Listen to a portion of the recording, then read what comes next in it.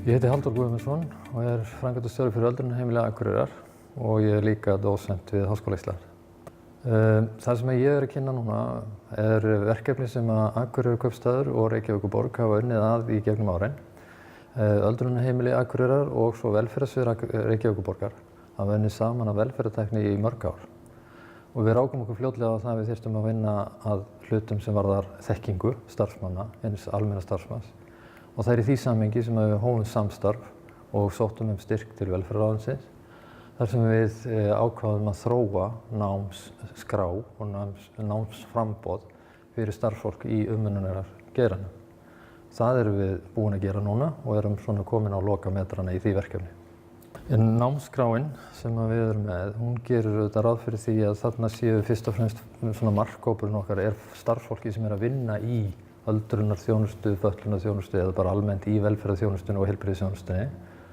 Við gerum ráð fyrir að þetta sé starfstengt nám, þannig að fólk sem í starfi sé að sækja þetta nám og fái sérstaka 40 tíma vinnu eða námsframboð þar sem það að átta sig á því betur hvernig það getur nýtt velferðartækni í því umhverfi, starfsumhverfi og þeim aðstæðum sem viðkomandi starfsmaður og ekki síst viðkomandi skjólstæðingur á hverjum tíma.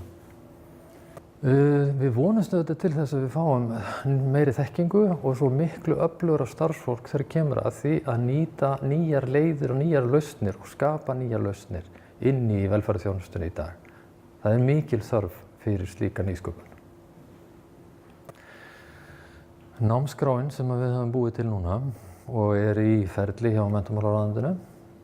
Hún unnin af Símenntunarmiðstöð Eyjafjarðar og framvegis hér í Reykjavík í samstarfi við velferðarsvið og öldrunarheimili Akureyrar. Hún gerir ráð fyrir því að starfsfólk fái 40 klukkustunda kennslu.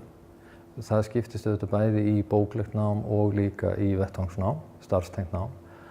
Að hluta til verður þetta fjarnám og að hluta til verður þetta staðlótunám. Við vonumst til þess að það verði hægt að keyra þetta út allt land áður en langt líður, en næsta verkefni að forprófa námskrána með því að 15 einstaklingar að minnsta kosti fari í gegnum þetta nám og gefi umsögn það og við getum þá lagað það sem mögulega þarf.